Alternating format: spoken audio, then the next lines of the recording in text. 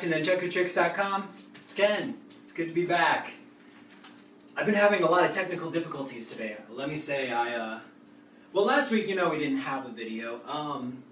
Things just got really busy, and it's me, it's not you. I just can't handle the pressure. No, seriously, it's really good to be back. Good to see everyone, because I can see you through this camera when you're watching YouTube. That's how I spy on people and learn all the secret nunchuck tricks.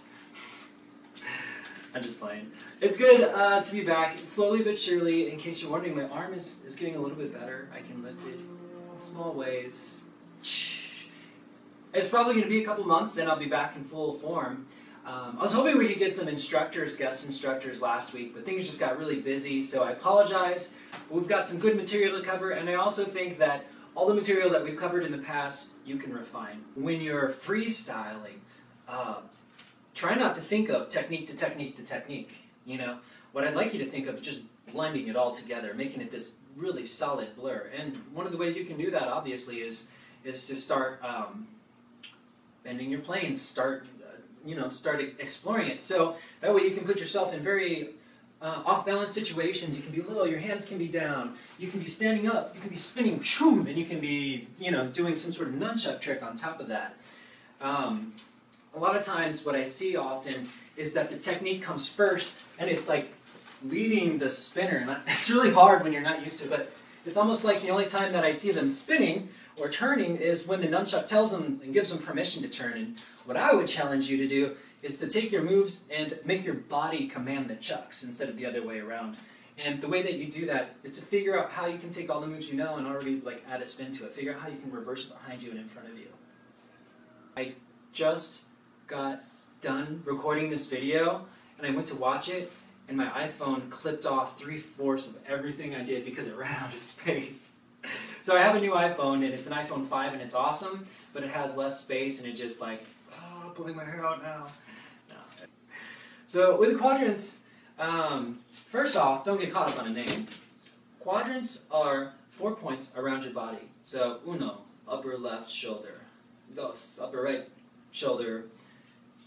Tres is lower right, and cuatro is lower left. Obviously, these are just 4 little points. So what significance do they have with spinning nunchucks? I'm going to get my hand in my pocket. Well, the significance that they have with nunchucks is simply this. This is my challenge to you as well. When I watch people spin, especially nunchuckers, a lot of times what I see is this very focalized center point right here.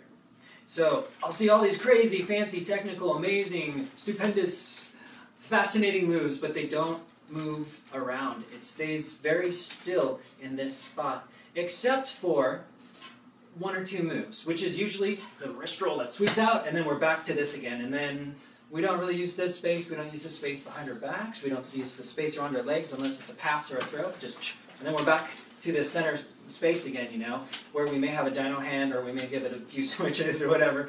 I'm not saying that everyone does this. I'm saying just be aware of the space that you use, because I would say a lot of the videos that I've been watching is very focalized right here. And we have so much more, we have this 3-dimensional globe of, and my other arm would be reaching too if it could. We have this 3-dimensional globe all around us, and quite often we just don't utilize it at all. We just utilize this space right here, which is great, because what you can do here is you can concentrate and create this sense of power. But what you can do out here is create a sense of variety and deception. If you stay too much in the center, it becomes kind of a predictable movement. You can take the same move, and this is why we're using quadrants. You can take the same move, which is this spin right here. It's just an outside circular spin. But all of a sudden, if we're just adding all these extra elements to it, boom, boom. And I apologize about my other hand right now, but you kind of see where we're going with this. Guess what? It's just this move. I did nothing fancy. I'm just taking this spin, and I'm starting to move it around my body. Maybe we could... Oops. Be sure to hit the wall, too. You gotta let the neighbors know that you're spinning nunchucks, and they better not mess with you.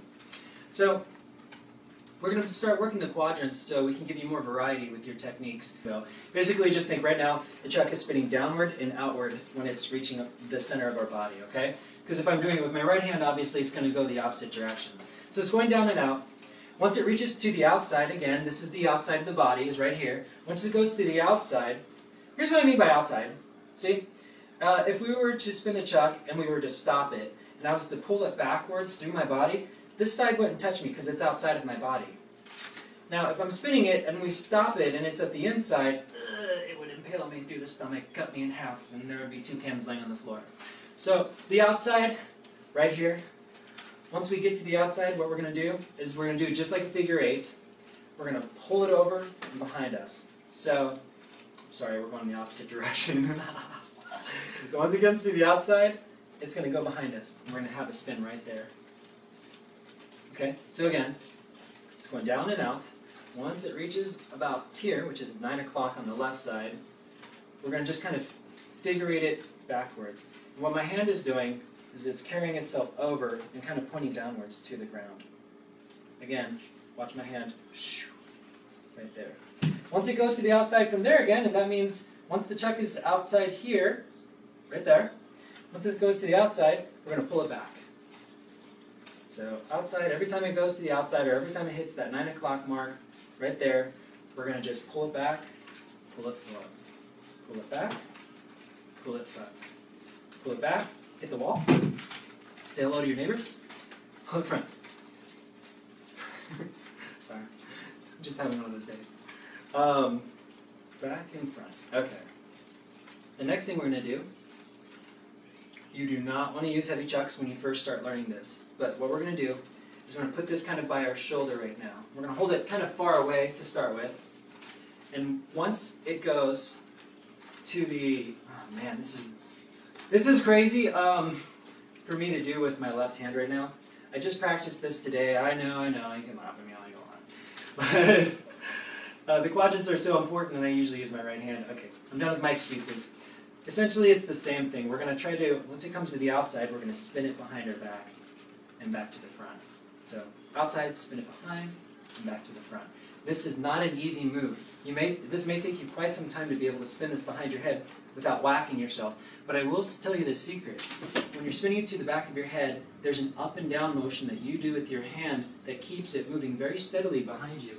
Because it's a little bit trickier to control a nunchuck that's spinning behind you. Probably because you're just not used to holding it back there, obviously. But the rule of thumb is, if you're not sure, if you feel like you're losing control, start pulling up and down.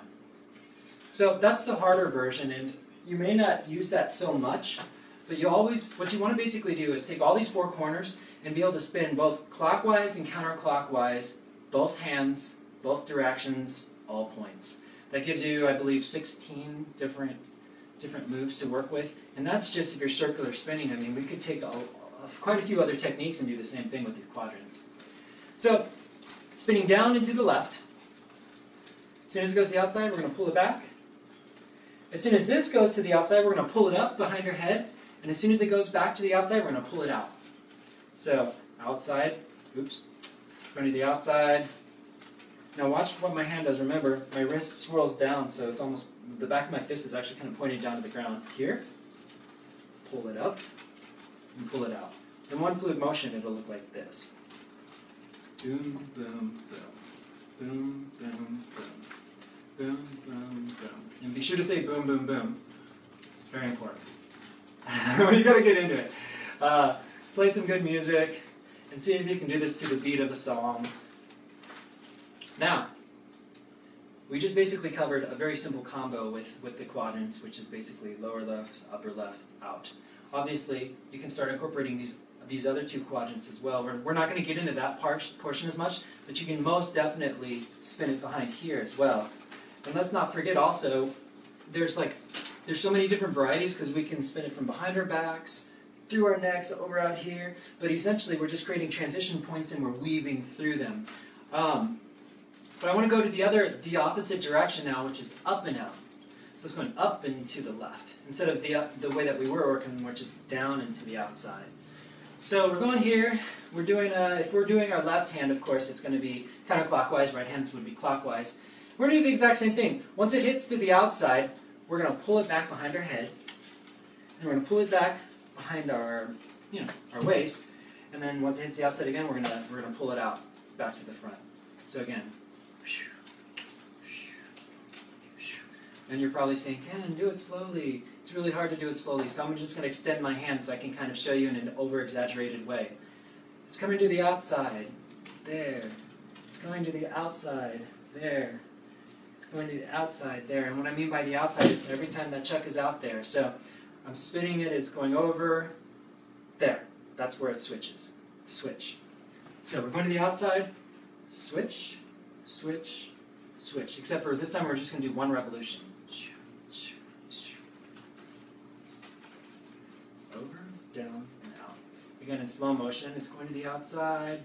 Boom, boom, boom.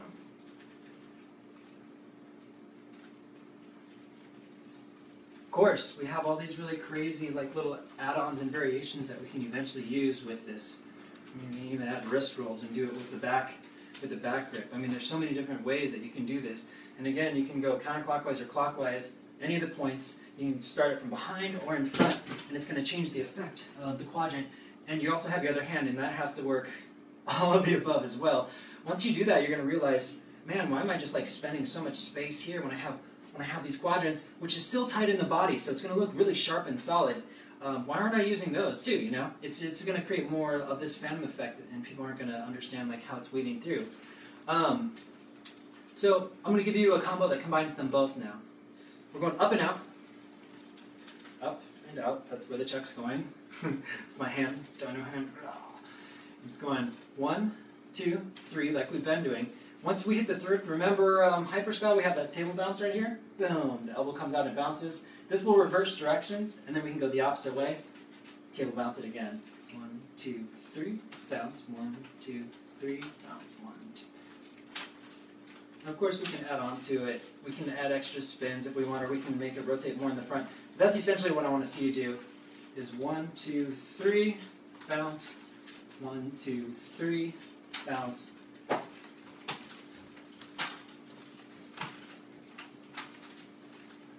And let me tell you something. Again, if you're not spinning behind your body, sorry, you're not spinning behind your body.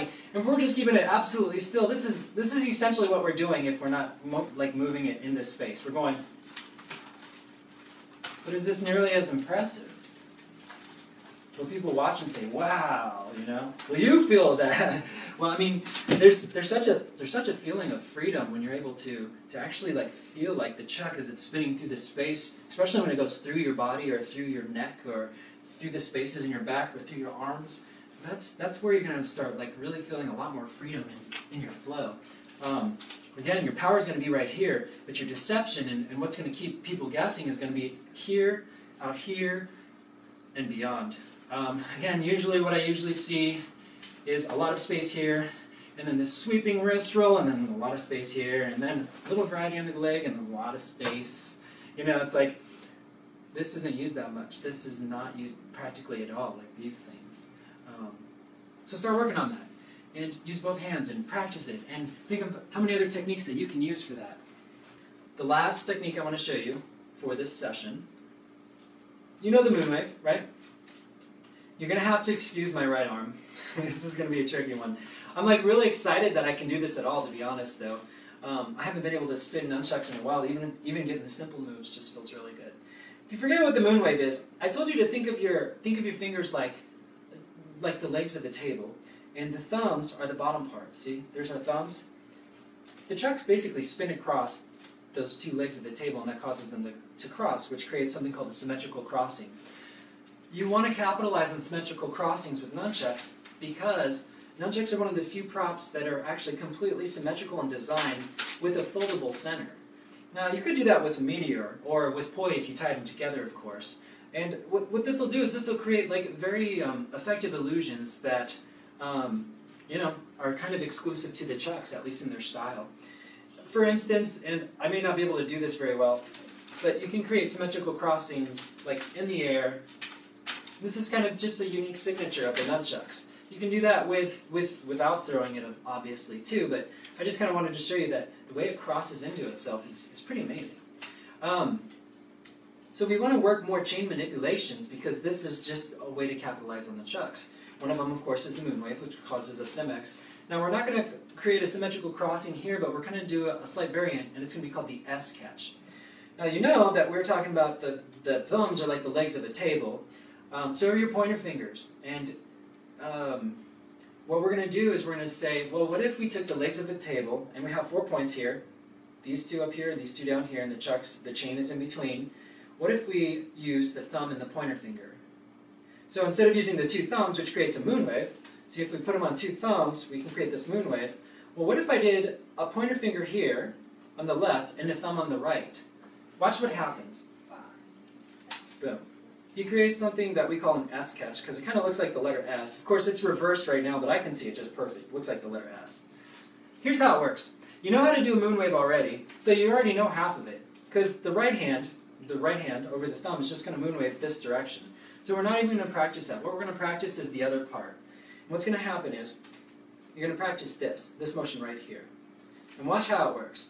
Basically, I'm going to give it a little bit of a pop-up, and I'm going to open up all my fingers except for my pointer finger. And my pointer finger is going to give it a little bit of slack so it doesn't get stuck. It won't like pull itself back. So we're going to give it a little bit of slack, and it's going to end up landing on the back of our fist like this. This pointer finger can hold like a hook, but these fingers are going to open up because this is what's going to catch the other part of the nunchuck. The moon wave will come straight there and naturally just land right in the hand. So, excuse me. Okay, it's a good stretch. So pointer finger over, pointer finger over, and it'll catch like that. Boom. Catch. See if you can do that. If it's not moving or if it's rolling off, just keep practicing. If it's like rolling off this way, see if you can just kind of find out how to keep it very straight. It's a very straight pull and up and down. My finger's hooking, the moon wave comes in, and then we have this really awesome S catch. Now, of course, you can always just spin it back like this to finish it off. So, boom, boom. Here's another trick, and this is thanks to Troy Bonenkamp. You can thank him for it. If you do your S catch, if you do your S catch, the hand that's on the chuck that's on the top, your fingers can pop it up, boom, and you can catch it underneath. This creates the moon wave. See? You're back in that same moon wave grip, except for you're using a pointer finger on your left. You can bounce down and it's a moon wave. So, S catch, moon wave. Boom. S catch, pop it over, moon wave. S catch, pop, moon wave. Pretty awesome, huh? S catch, pop, moon wave. Or S catch, and back. Okay. I'm going to show you, no. I was going to show you one more time, but I think I'm going to wait. My arm is like getting a little mad at me. So, we just learned a variation with the moon wave called the S catch. The main theme for today, though, that it comes off the videos I've been watching lately, and that's just be sure to add variety and to make all the moves your own. What I mean by your own is just simply don't just go from technique to technique to technique, but like create really fluid combos and figure out where you can bend them and at what points that you can actually create something that's a little bit new or a little bit authentic. If you have any questions, of course, my name is Ken Hill. I'm on nunchakutricks.com. We'll be updating the website, obviously, with videos every Wednesday night at 8 p.m. Once in a while, we might miss it, especially if I'm injured. I just don't always have the resources to be able to record. But it's been quite an adventure so far, and I hope you guys keep at it and let me know your progress.